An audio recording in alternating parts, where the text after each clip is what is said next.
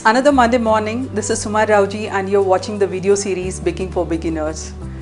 Though there's still lots I want to share with you in the basics section, I thought I'll share a really simple recipe. A recipe so easy it could be your first bake. I know this doesn't sound as exciting as baking a batch of brownies or a dark chocolate cake, but there really can't be anything more simpler and easier than this. I thought I'll share a simple recipe for peanut butter and chocolate chip granola with you. First things first, we will preheat the oven to 160 degrees centigrade and then line this baking tin with some baking parchment. And the way you do it is you just keep your tin on the baking parchment and then trace a line around this and then cut it out and then line your tin. I'm using this 11-inch baking tray which came with my Convection microwave. And then always remember to line up your ingredients, weigh them, measure them correctly and then put it on your table. This helps make sure that you don't miss out on any ingredient and you have weighed them all correctly. So here we have some dry ingredients, and this is quick cooking oats. You could also use the thicker variety you find in the market. I like to use these quick cooking ones. If you're going to be using the quick cooking oats, then you will need to put them in a colander and shake off all the powdery bits and the powdery part so that you are left with only the larger flakes which you could use for the granola.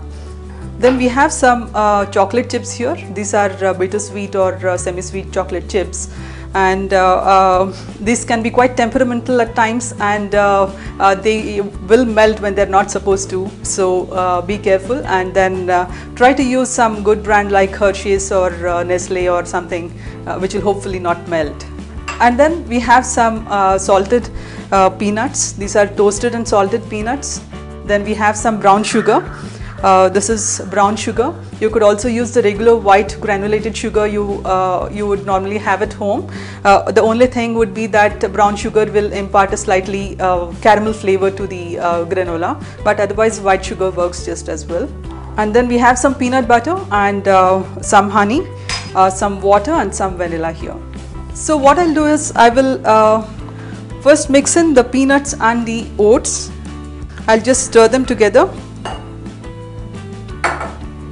And now for the wet ingredients here, we have the peanut butter, honey, and I'm going to be using the brown sugar, about half a tablespoon of water and half a teaspoon of vanilla. And whenever a recipe specifies a tablespoon or teaspoon of a certain ingredient, it always means a level tablespoon or a level teaspoon. Now we'll put this on low heat so that it gets a little warm. We do not want this to get too hot or start boiling.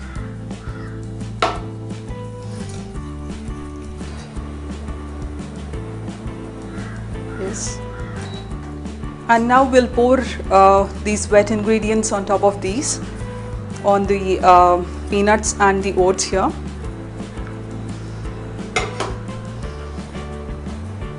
And then mix this up.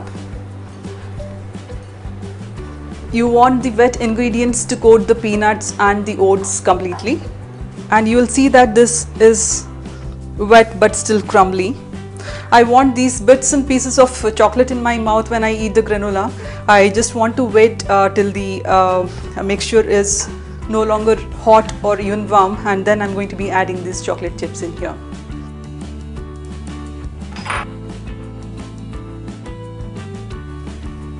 We'll now spread this mixture in this prepared tin, and we want to put this in a single thin layer so that the granola bakes up really crisp and crunchy. And if the layer is thick, then your baking time will also be more.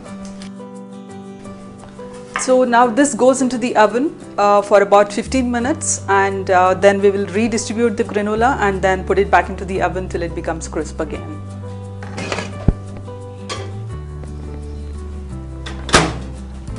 So this is after 15 minutes.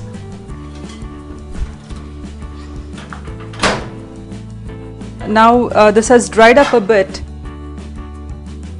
We need to stir this now, and be sure that you take out the granola from the edges especially, and then put it towards the center, and then again spread it in a thin layer.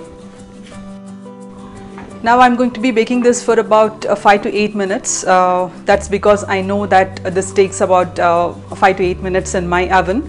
The baking time in your oven may vary, so please be careful and watch out. Now this goes into the oven for about 8 minutes at 160 degrees centigrade.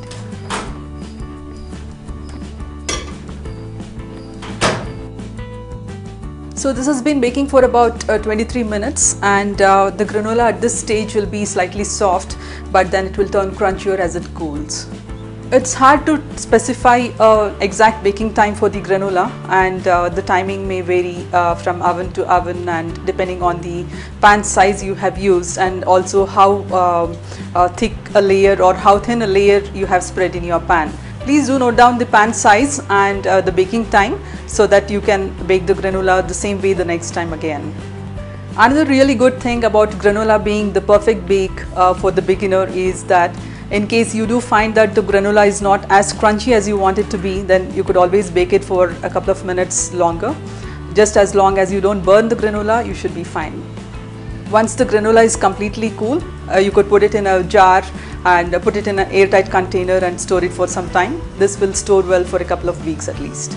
You could enjoy the granola as it is as a snack, or you could also have it with some chilled milk. I hope you will try out this recipe. Please do try and let me know how you liked it. Please do leave your comments and your suggestions for me.